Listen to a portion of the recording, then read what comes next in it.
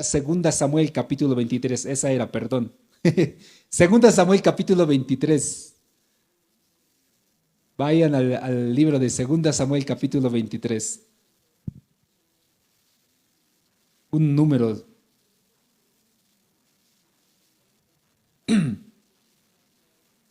Segunda Samuel capítulo 23, versículo 8.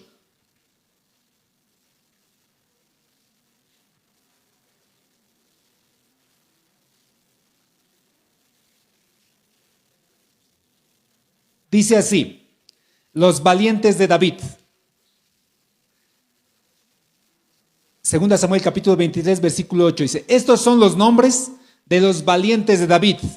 Cualquiera que quisiese empezar un ejército, yo creo que quisiese unos varones así. Miren qué hazañas hacían. El primero dice, el principal, José Baseb, el tagmonita, principal de los capitanes. Este era Adino, el esnita, que mató a 800 hombres en una ocasión. Este es uno de los valientes de David. Él solito mató a 800. Acá estamos como 100, 8 veces más de nuestra cantidad. Un campamento de jóvenes, él solito, a todos, de canto, mató 800. Versículo 9, después de este, Eleazar, hijo de Dodo, el Ahoita, uno de los 3 valientes que estaba con David, y cuando desafiaron los filisteos que se habían reunido allí para la batalla, y se habían alejado los hombres de Israel, este se levantó e hirió a los filisteos hasta que su mano se cansó y quedó pegada a su mano, a la espada. Aquel día Jehová dio una gran victoria y se volvió el pueblo en pos de él, tan solo para recoger el botín. Este es otro valiente. Dice, él está en batalla con el ejército de Israel. Los del ejército de él se acobardan y se escapan, huyen. Pero este valiente de David, solito dice, ni importa que huyan, sigue matando, hasta que su mano se queda pegada a su espada. Los demás ven y dicen, wow, sigue batallando. Y cuando ya llegan, lo único que van a llegar es para recoger el botín. Ni siquiera han matado a ni un solo filisteo. Otro valiente. Versículo 11. Después de este fue Sama, hijo de Aye, dice Ararita. Los filisteos que habían reunido en Leí, donde había un pequeño terreno lleno de lentejas, y el pueblo había huido también otra vez delante de los filisteos. Y él entonces se paró en medio de aquel terreno y lo defendió y mató a los filisteos, y Jehová le dio una gran victoria. Otro valiente. Ven estos personajes, uno diría, wow, David tenía un gran ejército. O sea, mira, uno que mató a 800 personas solito. Con estos 3 mataba por lo menos a un ejército completo, solo los 3. El otro, mientras todos se han escapado, él solito se ha quedado batallando hasta que la espada se quedó pegada a su mano de tanto matar. El otro, mientras se han escapado todos, él se quedó ahí defendiendo el lugar solito. Versículo 13 dice,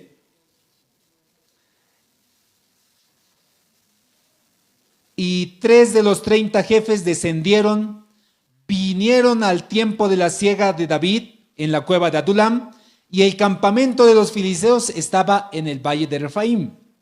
David entonces estaba en el lugar fuerte, y había en Belén una guarnición de los filisteos. Y David dijo con vehemencia, ay, ¿quién me pudiera dar de beber agua del pozo de Belén que está junto a la puerta? Entonces los 3 valientes irrumpieron por el campamento de los filisteos, sacaron agua del pozo de Belén que estaba junto a la puerta, tomaron y la trajeron a David. Mas él no quiso beber, sino que la derramó para Jehová, diciendo, lejos sea de mí, oh Jehová, que yo haga esto. ¿He de beber yo sangre de los varones que fueron en peligro de su vida? Y no quiso beberla. Los 3 valientes hicieron esto. Estos otros valientes, por si acaso, aparte de los 3, otros 3 dice, de los jefes de los capitanes, está David, al frente está el ejército filisteo, y David con nostalgia dice, ay, qué rico sería tomar un poquito de agua de Belén, justo allá está donde están los filisteos, dice David. Los 3 valientes se recomiendan con el rey David, de escondidas se van los 3, se entran en el campamento de los filisteos, quién sabe, han matado uno que otro filisteo, llegan al pozo, sacan agua del pozo, vienen cosiendo y dicen a David, David, ¿te recuerdas que te has antojado agua de Belén? Sí, aquí está agua de Belén. David dice, No, ¿cómo yo voy a tomar agua poniendo el riesgo a mis soldados? Y lo echa al agua. Dice, así hicieron estos tres. Pero miren, vienen todavía otros valientes. Versículo 18. Y Abisaí, hermano de Joab, hijo de Sarbia, fue el principal de los 30, dice. Este alzó su lanza contra 300, a quienes mató, y ganó de nombre con los tres, solito contra 300. Era el más denombrado de todos los 30 y llegó a ser su jefe, mas no igualó a los tres primeros.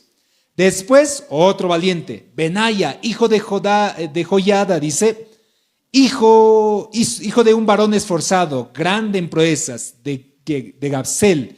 Este mató a 2 leones de Moab, y él mismo descendió y mató a un león en medio de un foso cuando estaba nevando. ¿Cuántos de ustedes han matado a un león?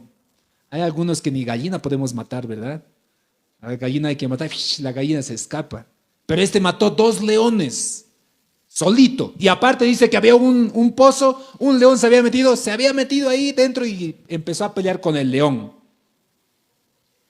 Y dice, descendió y mató a un león en medio de un foso. También mató él a un egipcio, hombre de gran estatura, y tenía el egipcio una lanza en su mano, pero descendió contra él con un palo y arrebató al egipcio la lanza de la mano y lo mató con su propia lanza. Caso, ¿no? ¿Quién es el Abisai? Va con un palo. Hay un hombre gigante egipcio. Con un palo, no hay miedo. Mi rey David con 5 piedras ha ido contra Goliat. Yo no voy a poder con un palo. Fue donde el gigante, le arrebató su lanza, lo mató al gigante con su lanza. Dice, es un valiente de gran renombre. 22 dice, esto hizo Benaya, hijo de Joiada, y ganó de nombre con los 3 valientes. Fue renombrado entre los 30, pero no igualó a los 3 primeros. Y lo puso David como el jefe de su guardia personal. Asael, hermano de Joab, fue de los 30, y ahí va a mencionar a los otros 37 valientes de David. Tenía un ejército especial, era la élite del ejército de David. Hombres de gran renombre, valientes, literalmente eran personas que se atrevían a luchar contra gigantes, contra leones, contra un ejército, no tenían miedo. Uno dice, wow, qué lindo tener un ejército así, qué hermoso poder tener ya tu negocio establecido, ¿verdad? Imagínate que te dicen, bueno, mi hermano, aquí está su negocio, tienes los mejores equipos, ya tiene un mercado asegurado, lo único que tú tienes que hacer es administrar, nada más. Uno dice, qué bonito, fácil llegar a ese tipo de situaciones. Pero les cuento que David no empieza así. Como decía, su primera chamba de David se encuentra en 1 Samuel capítulo 22. Ahora sí pueden retroceder a un libro de Samuel, 1 Samuel capítulo 22. Cuando todavía no era rey David, cuando todavía él no era un principal del ejército, ya había derrotado a Goliat, por si acaso. Era en ese entonces el rey Saúl. El rey Saúl, en alguna ocasión incluso a David, le arrojó su lanza y lo clavó a la pared y lo quería matar a David. Lo querían matar. En una de esas ocasiones David huye porque al parecer realmente ahora sí el odio que le tenía Saúl a David era al extremo. Lo que sucedió es que David huye, pasa a otras ciudades enemigas, pasa a Moab. Algunos dicen posiblemente fue a Moab porque parte de su genealogía viene de una moabita. Y dice el capítulo 22, versículo 1. Yéndose luego David de allí, huyó a la cueva de Adulam. Y cuando sus hermanos y toda la casa de su padre lo supieron, vinieron a él. ¿Se recuerdan? Se está escapando de Saúl, está huyendo de Saúl. Y se refugia en una cueva, en Adulam. Y se juntaron con él, y este es el primer ejército de David. Todos los afligidos, todo el que estaba endeudado, y todos los que se hallaban en amargura de espíritu. Y fue hecho jefe de ellos, y tuvo consigo como 400 hombres. ¿Cómo era el ejército de David? Por primera vez, su primer ejército, porque hasta ese entonces él era un soldado más de Saúl. Una vez que él se escapó y llegó a Adulam, Su familia se enteró y dice, ¿dónde está David? Está en Adulam. Su familia primero llegó. Llegó ahí sus hermanos, sus papás, porque igual Saúl los tenía jaque. Entonces llegan a la cueva de Adulam y se enteran, ¿dónde está David? Y los primeros que llegan no son los valientes, no son los más guerreros, no. Dice, primero los afligidos, tristes. ¿Dónde está David? Tristes, tristes. Si tú estabas triste, podías haber pertenecido al primer ejército de David. Dice, ¿quiénes más llegaron? Los endeudados. ¿Cuántos tienen deudas? No es bueno de ver, por si acaso tienen que pagar sus deudas. Deudas. Dice aquí, los deudores, todos los deudores, ni siquiera unos cuantos, dice la Biblia, todos los deudores, dice, ¿dónde está David? Allá está, vámonos con David. Todos los deudores. Oye, uno que tiene deudas siempre está en preocupación, ¿verdad? Te preocupa y dice, no, tenemos que pagar, no, ya va a llegar el fin de mes, ya va a llegar la fecha que tengo que pagar. Todos los deudores se sumaron al ejército de David. Y dice, todos los que eran de amargura, su espíritu era lleno de amargura. ¿Recuerdan que alguna ocasión les comentaba cómo se desarrolla la amargura? La amargura se desarrolla cuando tú no puedes perdonar a alguien. Cuando alguien te ha lastimado con palabra, con acción, con hecho, y esa situación te cuesta olvidar. Y cada vez que recuerdas, rápido te enojas, ¿no? Y es un corazón lleno de amargura. Esto ocurre en el matrimonio, esto ocurre en una iglesia, esto ocurre en un negocio. No permitan que una raíz de amargura entre a sus corazones. Siempre que hay algún conflicto con alguien, aprende a perdonar y olvidar y a continuar, a seguir caminando. Pero no. Estas personas eran, dice, de espíritu lleno de amargura. ¿Y dónde se fueron? A donde David. Y lo bonito que dice aquí en 1 Samuel, y David fue puesto como jefe de todos ellos. ¿Te gustaría ser jefe? Imagínate que en tu empresa hacen dos grupos, los mejores trabajadores y los peores trabajadores, los más flojos, los impuntuales, los que se toman. Y a ti te van a poner como jefe de ellos. Uno no se sentiría honrado, ¿no? Si uno pudiera elegir en el grupo en donde están los más eficientes, los más honestos, los que trabajan bien, tú dices que me pongan en ese grupo, no me pongan en el grupo de los que están los endeudados, los amargos, los que están afligidos. Pero a David, su primera chamba, el primer ejército que le tocó, fue ese. Pero como le decía al inicio, muchos empezamos así. O sea, si tú vas a empezar alguna vez tu pequeña profesión, tu pequeño negocio, no vas a empezar pues como una cadena multinivel y que al día siguiente millones empezó a ganar.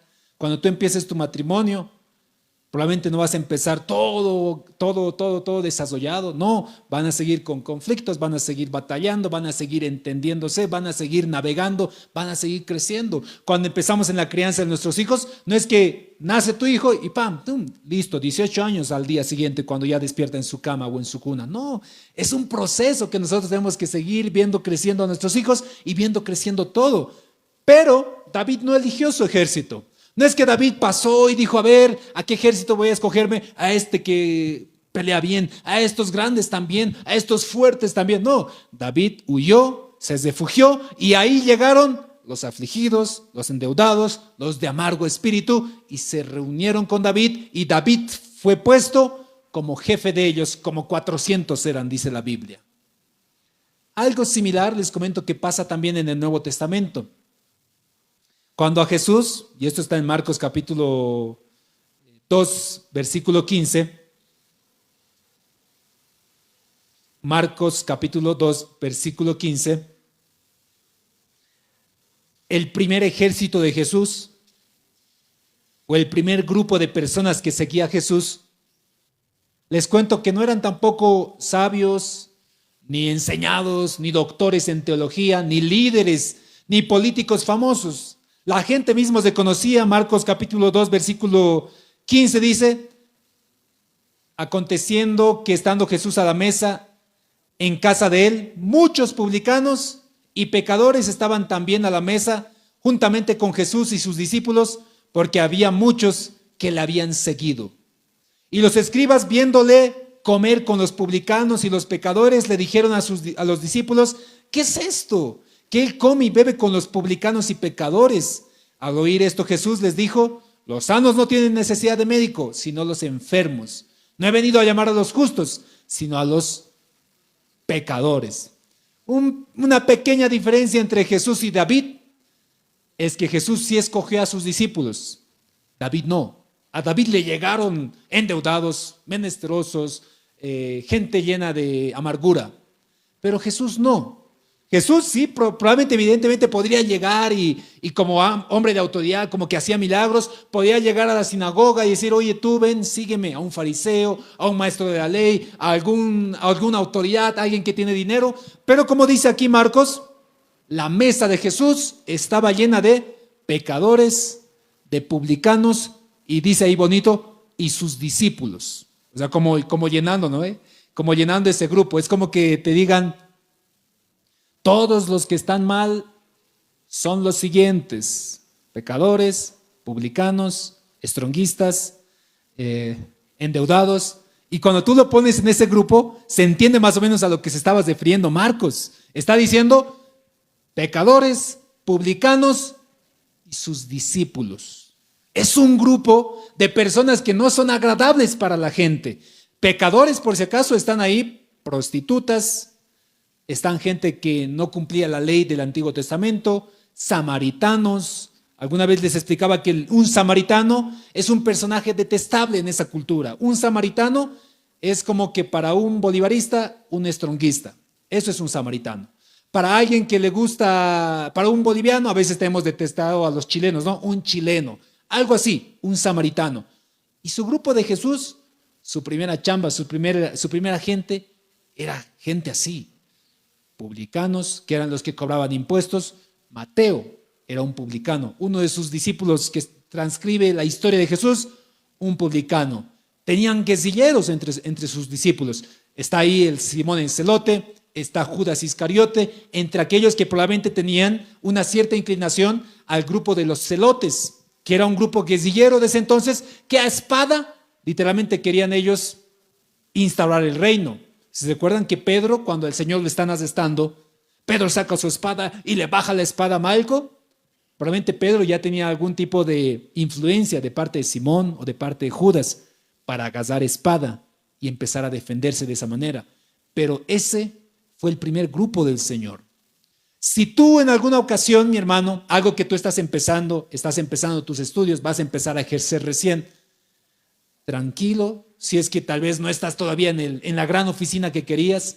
Yo recuerdo cuando he empezado en el ministerio pastoral, y eso le comentaba a uno de los jóvenes, que me decía, pastor, ¿cuándo vamos a utilizar las computadoras que no estamos utilizando por si acaso? Tenemos que utilizar. Decía, yo recuerdo, tenía una pequeña oficinita que habían preparado los hermanos en la iglesia de Pampajasi, que es la primera iglesia que yo pastoreé. Es una pequeña iglesia, una pequeña congregación.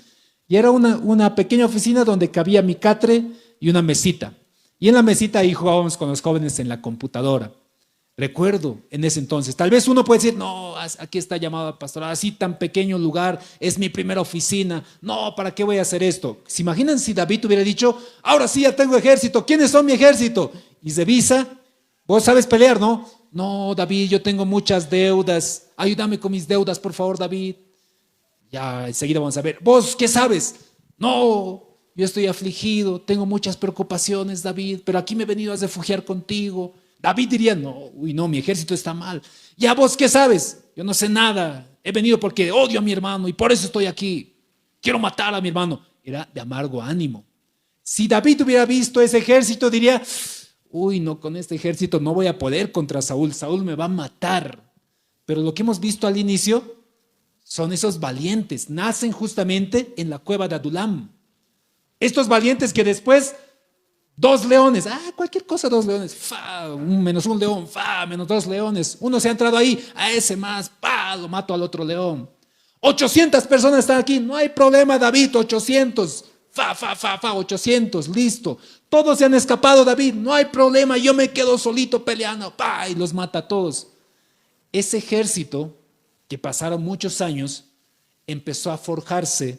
Y algo bonito que dice en el libro de 2 Samuel, de este ejército, y aclara, siempre dice, y ese día Jehová les dio gran victoria. Más adelante dice, y ese día Jehová les dio la victoria. Y es algo que es claro, Porque estos personajes que en su principio eran endeudados, afligidos, de amargo espíritu, años después son los mismos. No sé si tú te recuerdas, mi hermano, cuando tú has empezado a hoy, prácticamente eres la misma persona. Eres alguien que probablemente tiene mayor conocimiento, pero hay algo que te diferencia en ese antes y en ese ahora. Ahora tú por lo menos confías mucho más en el Señor y sabes que el Señor te va a respaldar. Estos personajes, ¿se recuerdan cuando David fue a pelear contra el gigante Goliat? Se fue con sus 5 piedritas, su honda, y cuando el gigante Goliat le dice, ¿con qué has venido contra mí? ¿Con tus piedras y un palo? ¿Acaso soy peso? David dice, yo vengo en el nombre del Dios del ejército de Israel, en el Jehová de los ejércitos. Y lo mata al gigante Goliat. Porque David sabía que la presencia del Señor estaba con él. Y esa es la enseñanza que probablemente transmitió a estos 400. Probablemente en alguna reunión les dijo, miren, yo sé que ustedes están endeudados, están afligidos, están amargados, pero si la presencia del Señor está con ustedes, todo lo van a poder, como diría Pablo, en Cristo que les fortalece. Si la presencia del Señor está con ustedes, ustedes van a derrotar gigantes, leones, multitudes. No tengan miedo. Me conocen a mí, yo soy David, el que derrotó al gigante Goliat. Un muchacho, 5 piedras, un gigante con una lanza, con una espada, con un escudo de 3 metros. Pero la presencia del Señor estaba conmigo.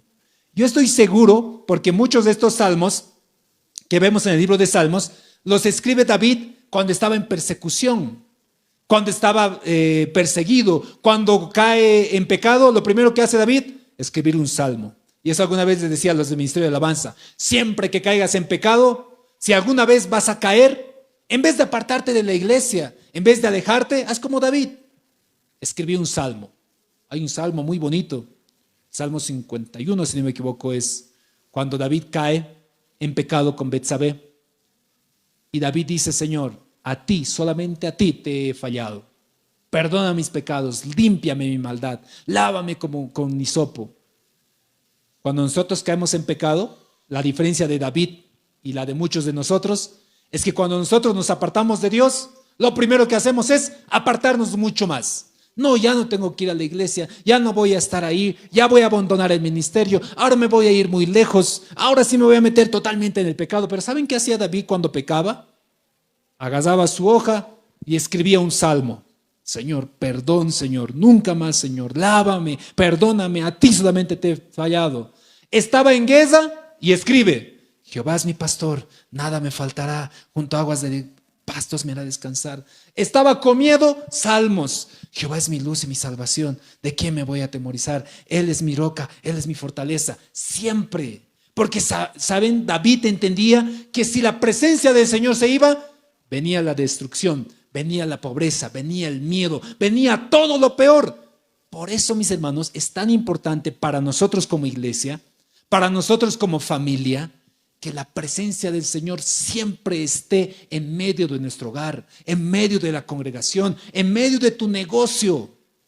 Siempre tienes que glorificar al Señor, porque si la presencia del Señor está contigo, no importa que tú seas afligido, endeudado, de amargura, no importa que tú seas pecador, publicano, fariseo, estronguista, lo que sea, el Señor va a estar ahí contigo. El Señor es el quien te va a estar proveyendo. Perdón a los estronguistas, algún día ustedes van a predicar y le van a dar palo también a los bolivaristas. Pero si Dios fuera estronguista, el cielo sería negro y amarillo. No, mentira, hermano. Si el Señor está con nosotros, realmente no hay nada que nos pueda parar. Pablo aclara en el libro de 1 Corintios, vamos a buscar 1 Corintios, y dice algo muy fuerte. 1 Corintios capítulo 1, versículo 27.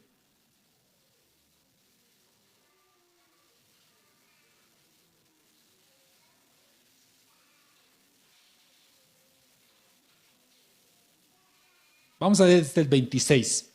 Perdón, 1 Corintios capítulo 1, versículo 26. Pues mirad, hermanos, vuestra vocación, que no sois muchos sabios según la carne, ni muchos poderosos, ni muchos nobles. Parafraseando aquí en Belén. Miren, mis hermanos, yo les veo aquí, muchos de nosotros no somos sabios según la carne. Algunos no hemos acabado nuestros estudios. Algunos tenemos deudas. Algunos ni casa propia tenemos. Algunos estamos, quién sabe, con lo justo cada día, cada semana. Eso dice Pablo en otra palabra. Dice, miren, mis hermanos, miren su vocación. Muchos, no sois muchos sabios según la carne, ni muchos poderosos, ni muchos nobles, sino que lo necio del mundo escogió Dios para avergonzar a los sabios, y lo débil del mundo escogió Dios para avergonzar a lo fuerte, y lo vil del mundo y lo menospreciado escogió Dios, y lo que no es, para deshacer lo que es, a fin de que nadie se jacte en su presencia. ¿Saben por qué el Señor nos escoge así, tan frágiles como somos, tan pecadores como somos, tan ignorantes en conocimiento de la palabra como somos? Porque es fácil, pues, para alguien que haya estudiado teología, que tenga estudios en Biblia, enseñar. Para mí, en teoría, es fácil porque he estudiado. Pero cuando tú dices, pero pastor, algunos tienen miedo para predicar, pero pastor, yo no he estudiado Biblia, no sé mucho de Biblia, pastor. Apenas unos cuantos versículos sé para predicar. ¿Cómo voy a predicar, pastor? Dice, miren, mis hermanos, miren que muchos de ustedes no son sabios en la palabra. Muchos de ustedes no son poderosos, ni son ricos. Pero ¿saben por qué Dios nos ha escogido a ustedes? Dice, para que ninguno se jacte y diga, yo soy predicador porque yo sé Biblia.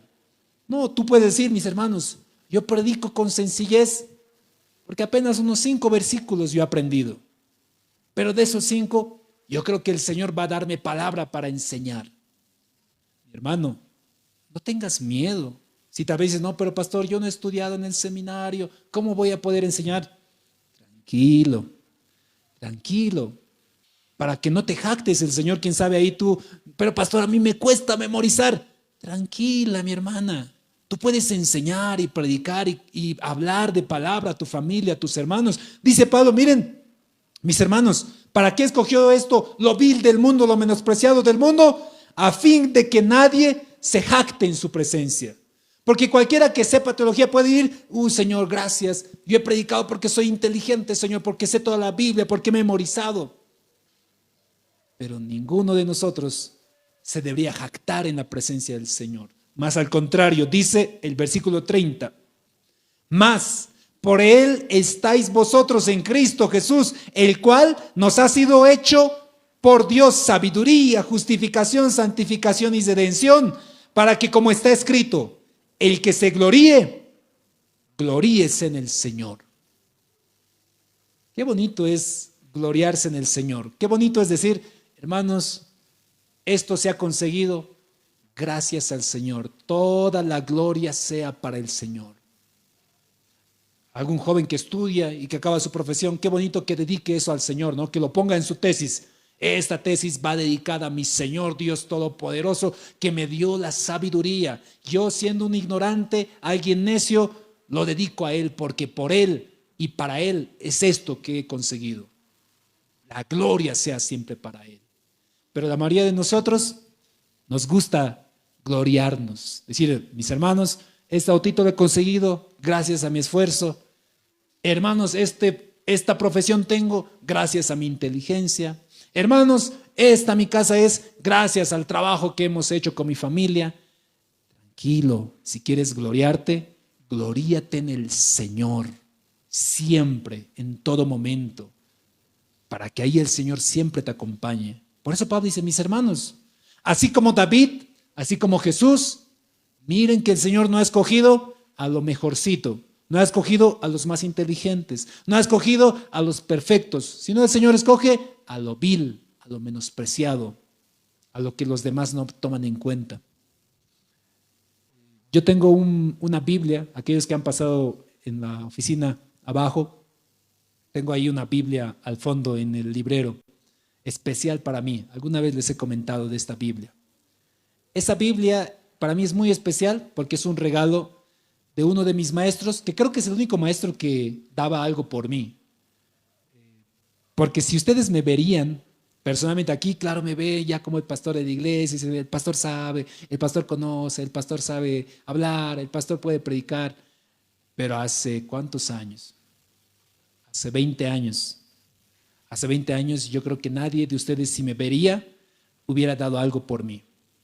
¿Por qué muchas veces, mis hermanos, nosotros deberíamos tener mucha misericordia con los adolescentes, con los jóvenes? Si los vemos con aretes, si los vemos con pantalones, si se ha hecho un tatuaje, si se ha hecho unos cortes que tal vez son medio extraños, y nosotros rápidamente juzgamos y decimos, no, este joven debe ser pandillero, debe estar mal, algo malo va a hacer, mejor no le saludo, mejor no le acompaño, mejor ni le doy liderazgo, porque ¿cómo le voy a dar liderazgo a él? Por ahí hace mal, por ahí me los desvía a mis jóvenes, por ahí me los desvía a mis hijos. Les aseguro que hace 20 años ustedes hubieran pensado algo así de mí. La Biblia que les comento para mí es algo muy especial porque es una Biblia que me regaló mi pastor Tito Subieta. Es una Biblia especial porque es notorio que ha gastado una Biblia de su esposa, lo ha bozado el nombre de su esposa, pero al final lo ha puesto ahí de Tito y Patti para Carlos. Y esa Biblia está bien ojeada, bien ajada, porque la he leído unas 2 veces por lo menos. Y cada domingo yo recuerdo que Tito, así siendo adolescente, rebelde, porque no me gustaban las escuelas dominicales, no iba. Me iba a la escuela dominical de jóvenes porque era rebelde sin causa. Y me decía, ven Carlos, te voy a dar una tarea, me decía. Y sí, cada domingo me daba una tarea. Carlos, para el próximo domingo quiero que leas la Biblia que te he dado y me des en una hojita cuánto medía el arca de Noé. Y yo toda la semana hacía mis cálculos ahí, cuánto es un codo, cuánto se traslada por metros, centímetros, y me hacía mi dibujito. Y tantos metros le mostraba a Tito, pastor Tito, aquí está. Aquí esto tanto medía el arca, estos animales han entrado. Está bien, Carlos. Ahora quiero que analices esto, me decía. Dice la Biblia que Jesús resucitó al 3er día, pero murió un viernes. Y si tú cuentas viernes a sábado un día, sábado a domingo un día, domingo a lunes 3 días, pero la palabra dice que resucitó domingo. ¿Cómo es eso, Carlos? Explícame. Vas a buscar en la Biblia, me da los versículos. Y yo volvía y decía, pastor, he encontrado esto. Evidentemente no han resucitado, no son días completos. Y él apostaba por mí. Mi hermano, a veces nosotros pensamos y desechamos a nuestros hijos. Decimos, no, mi hijo, no creo que pueda hacer algo. Siempre les digo, mis hermanos, por más de que tu hijo pueda ser muy malo en matemáticas, pueda no memorizar, pueda tener algún tipo de defecto en su carácter, pueda tener una conducta diferente, tú seguí depositando la confianza en el Señor para que tu Dios pueda hacer algo en él. Tú ves tal vez ahí tu negocio y tú dices, mira, no creo que vaya a ir bien el negocio, está todo mal. Son tus fuerzas, no es nuestra capacidad, no es el ejército que tú tienes. No es pues como David, tengo los mejores soldados. No, es la presencia del Señor en medio de su pueblo. Israel ha sido una nación insignificante en toda la Biblia, pero la presencia de Dios estaba con Israel y vencieron egipcios, filisteos, de Babel, babilonios, siendo una nación insignificante. Porque no es con fuerza, no es con ejército, dice Jehová de los ejércitos. Te diría a ti, joven estudiante universitario, no es con estudios, no es con universidad, no te digo que no estudies, yo he estudiado, ¿verdad? No es con estudios, no es con títulos. Dice Jehová, el doctor universitario, algo así te diría. No es con eso, es con su presencia, es con su espíritu. ¿Quieres emprender algo? Así como decía en la alabanza, ¿verdad? Quiero emprender algo. Si la presencia del Señor no va a ir con nosotros, no emprendo. Lo primero que tengo que hacer es llegar y bendecir el lugar, pedir al Señor que me permita ahí prosperar. Así como Moisés cuando llega al lugar donde iba a ser la bendición para Israel, dice, Señor, por lo menos me dejas verlo. Y bendijo ese lugar, sabiendo que la presencia del Señor les iba a acompañar. Es la oración de Moisés que dice, Señor, si tu presencia conmigo no va, si tu presencia no va con nosotros, no nos saques de Egipto. Mi hermano, si tú vas a emprender algo en este año, si tus hijos van a emprender algo en este año, si vas a estudiar algo, una profesión, no solo te vayas porque en esta profesión se gana bien, porque en esta profesión tienes trabajo seguro, porque en esta profesión vas a tener buen trabajo siempre. No. Sí, Señor, esta profesión es la cual tú me estás llamando para ejercer y yo en esta profesión voy a poder servirte y voy a poder adorarte y voy a poder predicar tu palabra ahí. Señor, llévame y haz que yo pueda estudiar y haz que yo sea sal y luz en ese lugar. Nos casamos a la ligera. Tú, aquel que está noviando, más allá de preocuparte si la presencia del Señor va a estar ahí en tu relación, te preocupas de que tu chico sea rubio, que sea alto, que sepa tocar, que sepa hablar esto, que sepa aquello, que tenga profesión. Preocúpate si la presencia del Señor está con esa persona. Preocúpate si tu novio tiene la presencia del Señor, si tu novia tiene la presencia del Señor en su vida, porque si la presencia del Señor está, ese no te va a ser infiel, ese no te va a engañar, ese va a esforzarse para ser una buena persona dentro de tu familia. Nos preocupamos en el trabajo, tal vez en este trabajo se gana bien. No, en este trabajo está la presencia del Señor. Si no está, yo la voy a llevar y la voy a permanecer ahí. El Señor no se preocupó por escoger a los mejores discípulos. Al parecer ni sabían escribir ni leer. ¿Qué discípulos son los que tienen cartas o evangelios? Mateo, Pedro, y a Jacobo también o Santiago se lo considera, y Juan. Los otros 7 no se sabe nada de ellos. Deberíamos tener una carta de cada uno de ellos, pero el Señor no le importó si sabían escribir, si eran pecadores. Tranquilamente Mateo le puede decir: Señor, yo he robado mucho como cobrador de impuestos, no me escojas a mí. Pero dijo: no, anda, sígueme. Pedro mismo le dice: Señor, apártate de mí, Señor, porque yo soy hombre pecador. ¿Cuántos de nosotros hemos llegado hacia la iglesia siendo nadie, siendo pecadores, siendo apartados de su presencia? Y hoy por hoy, pese a que el Señor te ha recibido en sus brazos, cuando tú pecas, lo primero que quieres hacer, mejor me voy de la presencia de Dios. Si el Señor te abrió los brazos y te recibió como hijo pródigo, ¿por qué tomas esa decisión? Lo peor que va a pasar en tu vida, en tu matrimonio, en tu negocio, en tus estudios, en tu trabajo, en lo que emprendas, es que la presencia del Señor no esté ahí contigo. Eso es lo peor. ¿Qué te importe si te bajan el salario? ¿Qué te importe si tal vez van a estar en conflictos o en deudas dentro de tu familia? Pero si la presencia del Señor está ahí, como dice Proverbios, mejor es comer un bocado de pan en una casa con armonía que comer un pan en una casa llena de herencias o banquete en una casa llena de peleas y rencillas. Por eso es tan importante buscar constantemente la presencia de Dios en todo momento. ¿Te estás preocupando por tener un ejército? ¿Por tener un gran edificio? ¿Por tener una gran movilidad, la mejor profesión? ¿El novio, la novia más hermosa, más simpático? No es por ahí. Anda por el otro camino. Busca que esta persona realmente sea una persona ungida de parte del Señor. Busca que ese negocio realmente pueda ser un lugar donde tú puedas bendecir a otras familias y otras personas. Busca esa congregación donde realmente la presencia del Señor esté ahí y puedas tú recibir palabra y puedas llevar esa luz a diferentes lugares. La presencia del Señor tiene que estar en medio de nosotros, mis queridos hermanos. Miren que aquí somos muchos viles, muchos hemos sido menospreciados, a muchos nos han discriminado, pero aún así el Señor quiere utilizarte, no para que tú te jactes y digas, porque soy inteligente, no, para que tú digas, oye, yo soy asocial, soy olvidadizo, tengo estos defectos, y así el Señor ha podido utilizar esta herramienta.